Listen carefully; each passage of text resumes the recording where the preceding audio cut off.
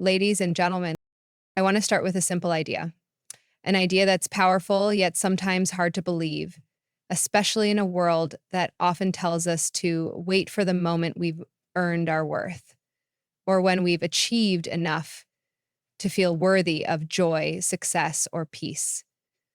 The idea is this: act like you already won. Embracing vulnerability is often misunderstood in today's world. We tend to associate vulnerability with weakness, fear, or insecurity, something to be avoided or hidden. The truth, however, is that vulnerability is not only a source of strength, but also the cornerstone of courage, creativity, and meaningful connection. When we allow ourselves to be vulnerable, we open the door to growth, innovation, and true authenticity. Camille says, yes, I completely identify. Vulnerability is not about oversharing or exposing ourselves to others without boundaries. It's about having the courage to show up as our true selves, imperfections and all. It's about taking the risk of being seen and known, despite the possibility of judgment, rejection, or failure.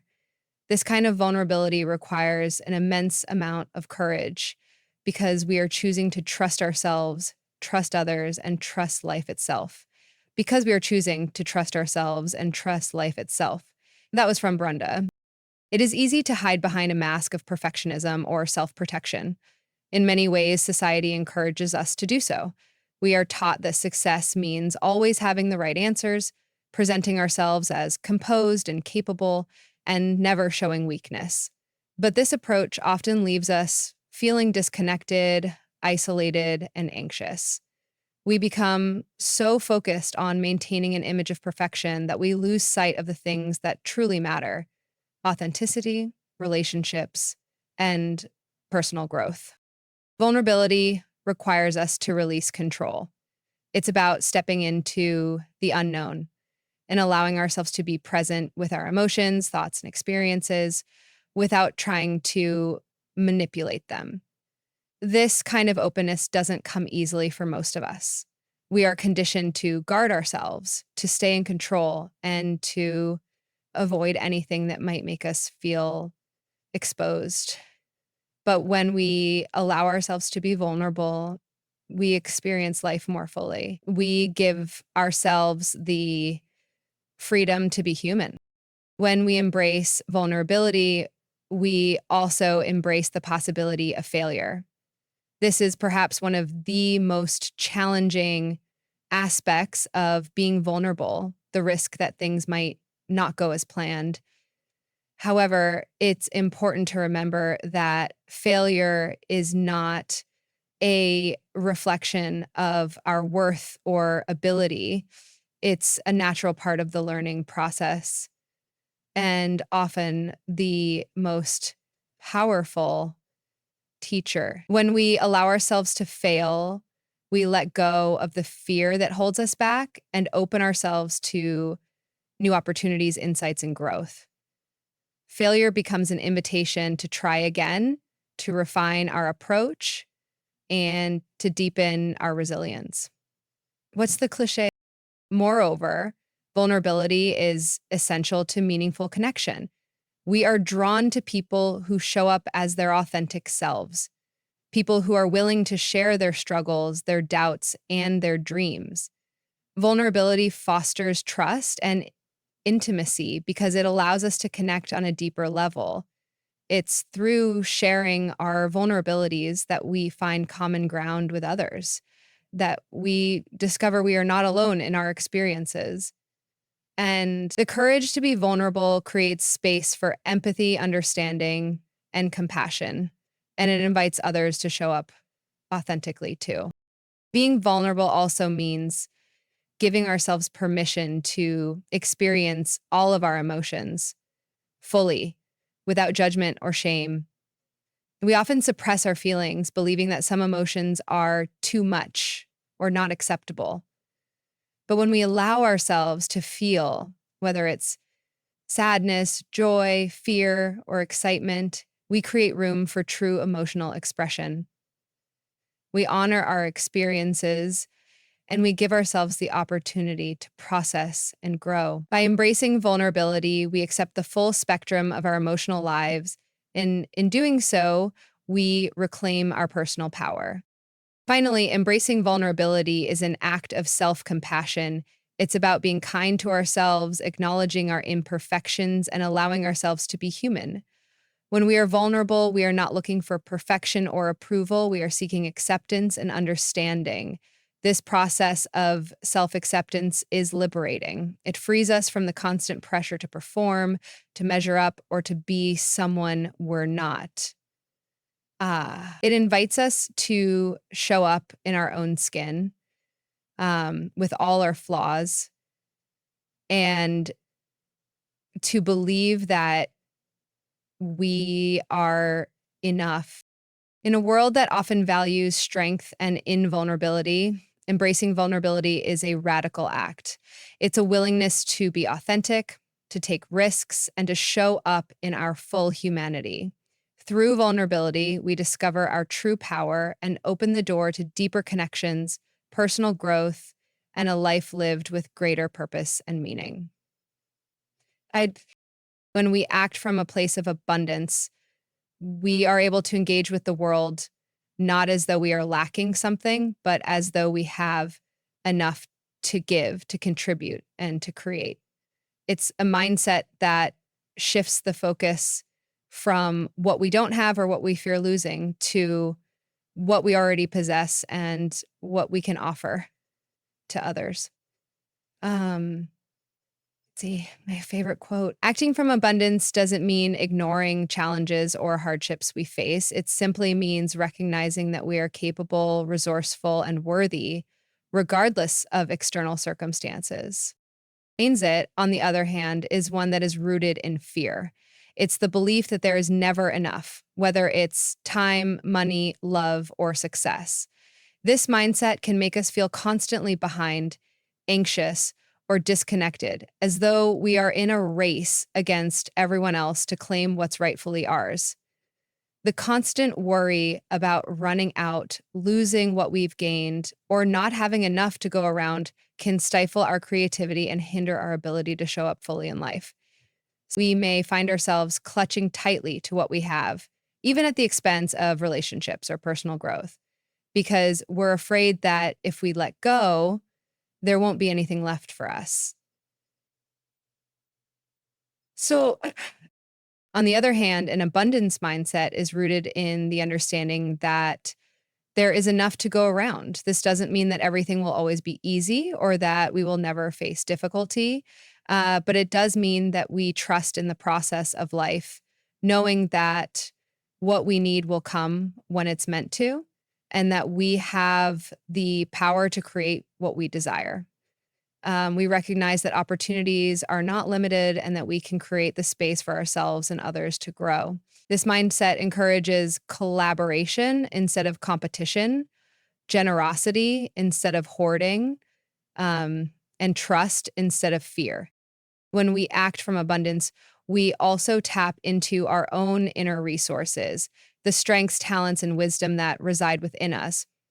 We stop comparing ourselves to others or measuring our worth based on external achievements.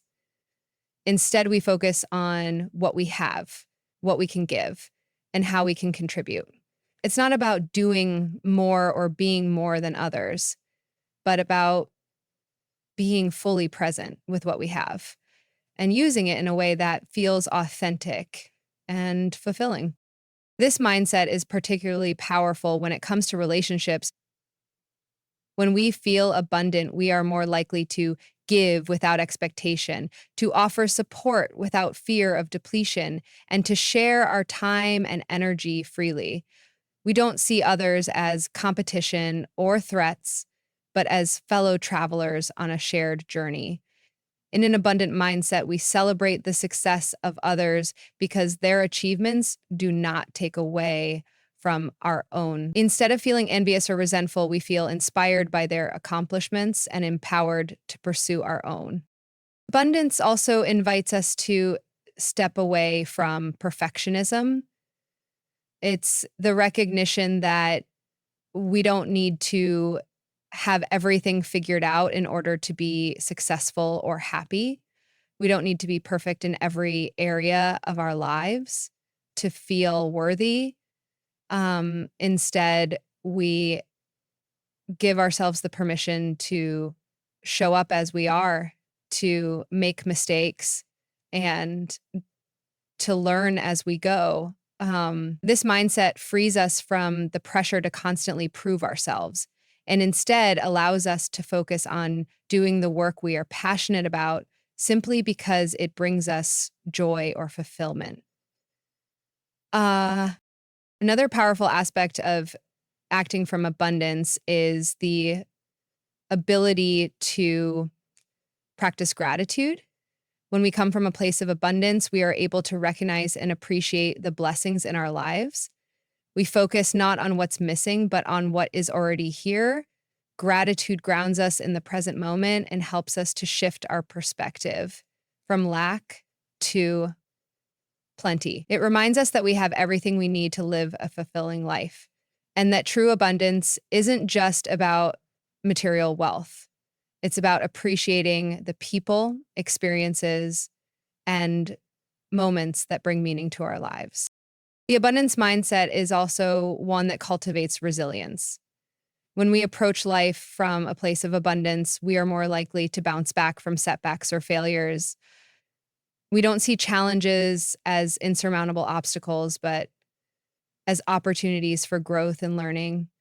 The belief that there is always enough, whether it's love, opportunity, or resources, gives us the courage to take risks and face challenges head on, knowing that we are capable of overcoming whatever comes our way. Acting from abundance isn't about ignoring the realities of life or pretending that we don't have struggles. It's about choosing to see the world through a lens of possibility, knowing that we have the power to create, to grow, and to thrive. It's a mindset that empowers us to trust in ourselves, in others, and in the process of life itself. We often find ourselves caught in a cycle of seeking validation from others, waiting for external approval before we can feel worthy or accomplished.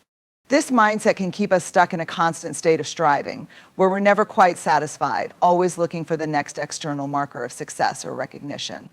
But when we choose to stop waiting for validation and start living as though we are enough, right now we liberate ourselves from this endless chase. We free ourselves to pursue what truly matters and show up in our lives with authenticity and confidence. The act of not waiting for external validation doesn't mean disregarding feedback or ignoring the opinions of others. Rather, it means that we no longer place our sense of worth in the hands of others. It means deciding that we are enough just as we are, regardless of what anyone else thinks.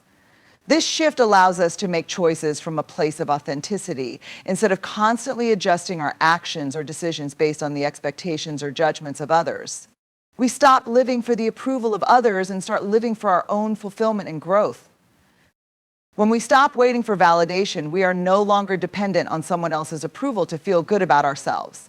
Instead, we tap into our own internal compass, our values, beliefs, and desires, and use those as a guide for how we live. We start to trust ourselves more deeply, relying on our own intuition and wisdom rather than seeking external confirmation. This creates a sense of inner peace because we are no longer at the mercy of the opinions or judgments of others. We are free to make decisions that align with our own truth, and we no longer have to second-guess ourselves. In a world that often places a high value on achievement, status, and outward success, choosing not to wait for external validation is a radical act. It means rejecting the idea that our worth is tied to what we accomplish or how others perceive us. This act of self-acceptance is transformative because it opens up space for us to pursue our passions and dreams without the pressure to constantly prove ourselves. We begin to understand that our value is inherent and doesn't need to be earned through external achievements or accolades. One of the key benefits of stopping the cycle of waiting for validation is that it allows us to take risks. When we are constantly seeking approval, we may find ourselves playing it safe, staying within the confines of what we think others will accept or approve of. But when we act from a place of self-validation, we are free to step outside of our comfort zones, to take chances, and to pursue what excites and challenges us.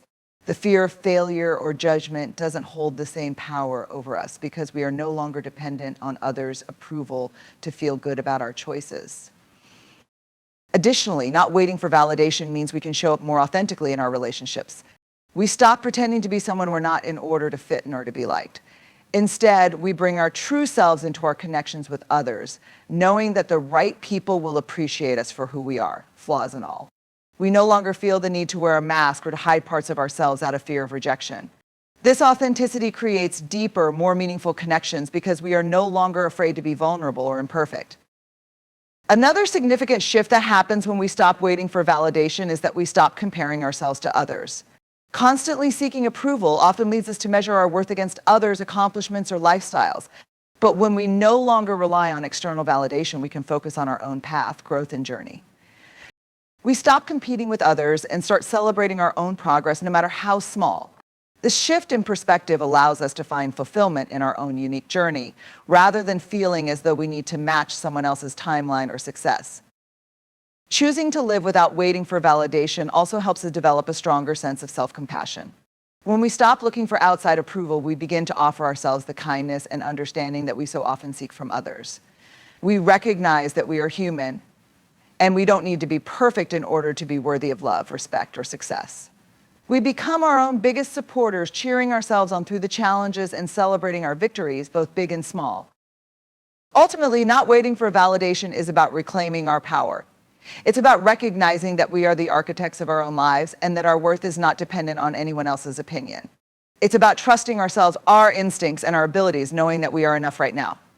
When we stop seeking validation from the outside world, we begin to create lives that are true to who we are, filled with meaning, purpose, and joy. And in doing so, we become more resilient, more authentic, and more empowered to navigate whatever life throws our way. Failure is often seen as something to avoid, something that marks the end of a journey or a definitive sign of inadequacy. In many cultures, failure is stigmatized, and people are taught that success is the only acceptable outcome. But this belief can be limiting, because failure is not a reflection of our abilities or worth it is. In fact, an essential part of growth and progress. When we learn to fail forward, we begin to see failure not as a setback, but as a necessary step on the path to success. Failing forward means that we don't let failure define us. Instead of letting it defeat us, we use it as an opportunity to learn, adapt, and improve. Every time we fail, we are given a valuable lesson about ourselves, about the process, and about how we can do things differently next time.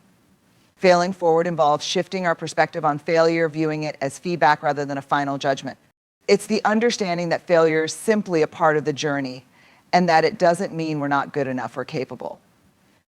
One of the most important things we need to realize about failure is that it's often through our mistakes that we make the most significant discoveries.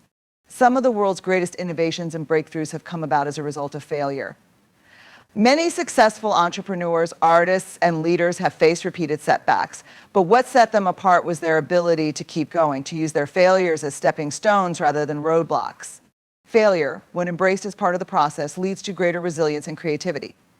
It's the willingness to keep trying even when things don't go as planned that ultimately leads to success. There's a power in failing forward because it allows us to let go of perfectionism. The fear of failure often keeps us trapped in a cycle of overthinking and procrastination. We hold back from taking risks or making bold decisions because we're afraid of what might happen if things go wrong.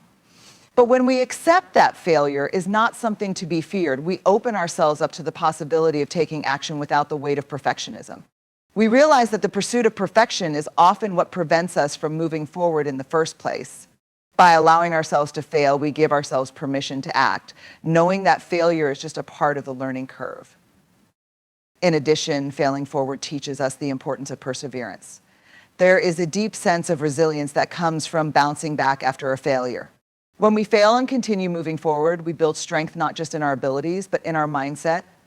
We learn to embrace discomfort, to persist even when the path is difficult or uncertain, and to keep going even when we don't see immediate results.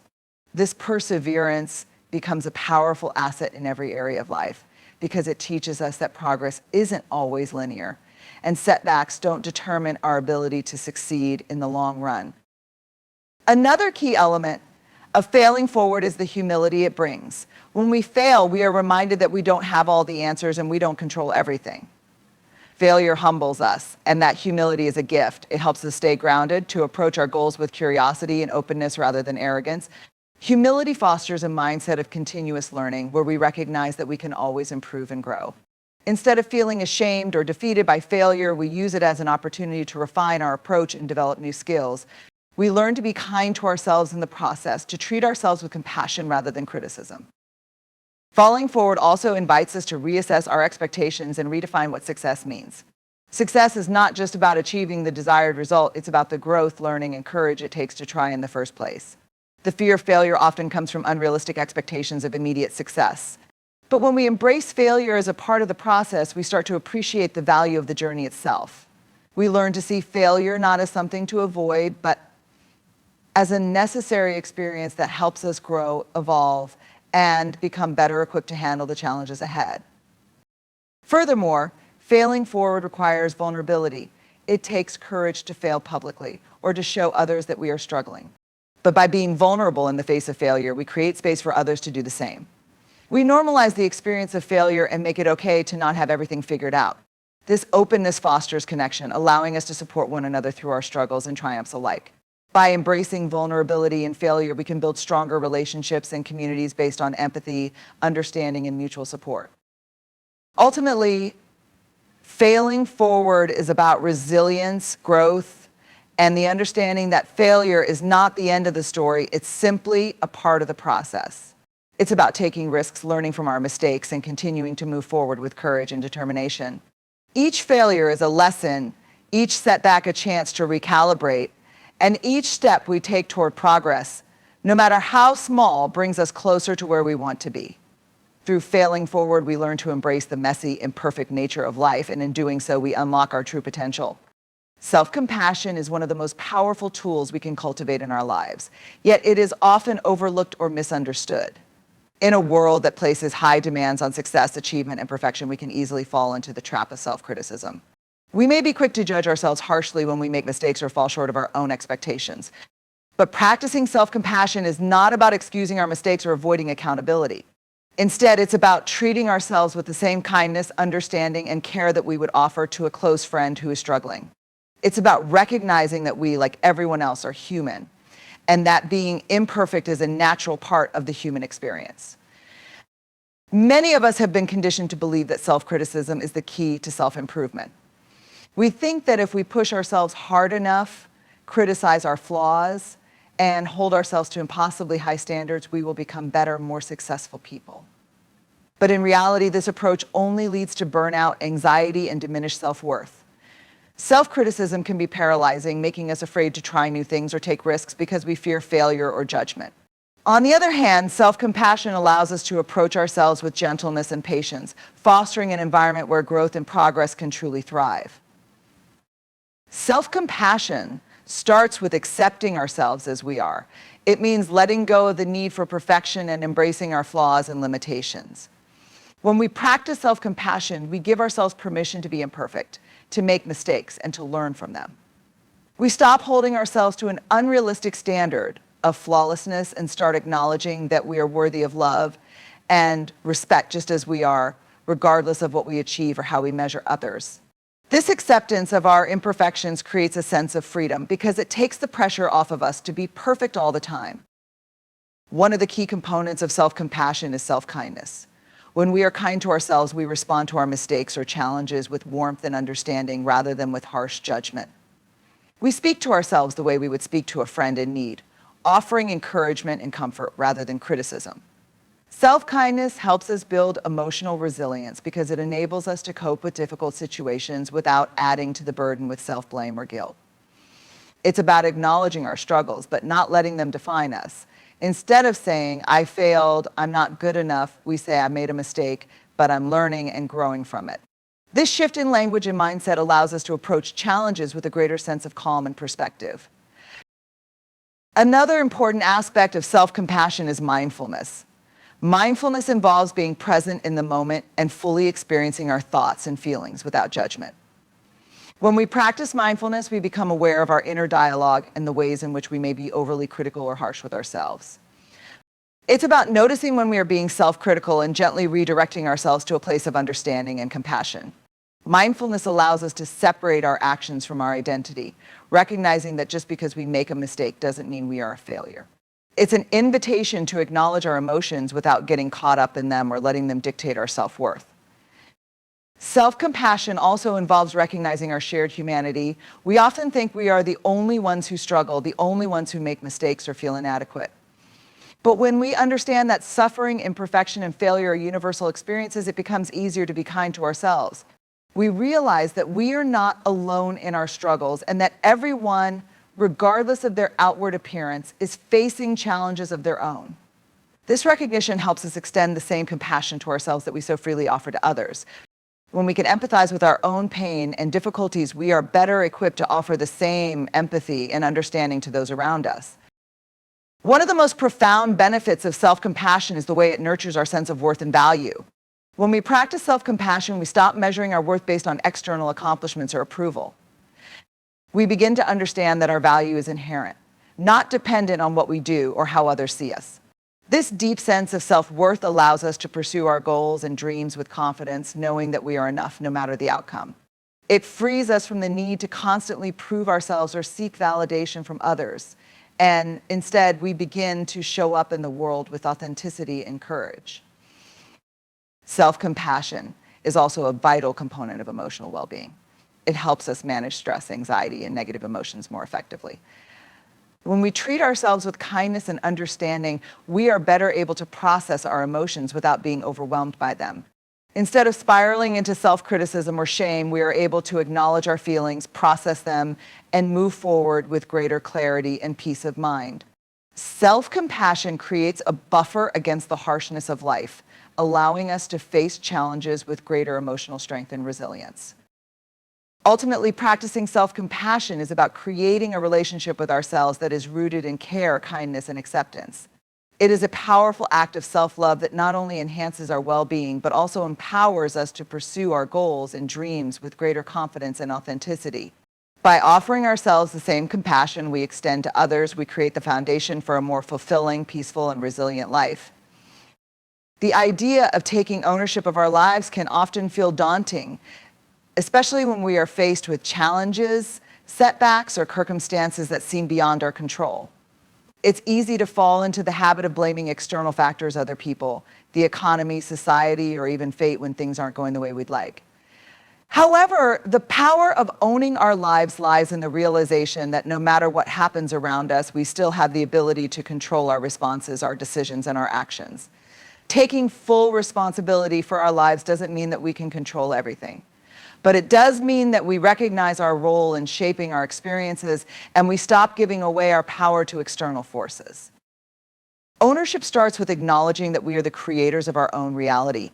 While we may not have control over every aspect of our lives, we always have the power to choose how we react to what happens to us. This can be incredibly empowering because it shifts the focus from what we can't control to what we can. When we take ownership of our lives, we stop waiting for someone else to change our circumstances, and we start taking proactive steps to create the life we want to live. We understand that we are the ones responsible for our growth, happiness, and fulfillment.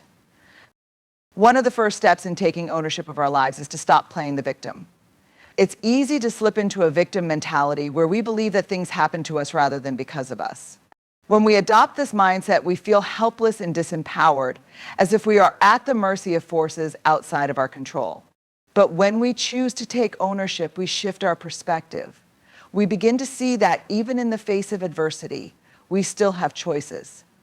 We may not always be able to control what happens to us, but we can always control how we respond.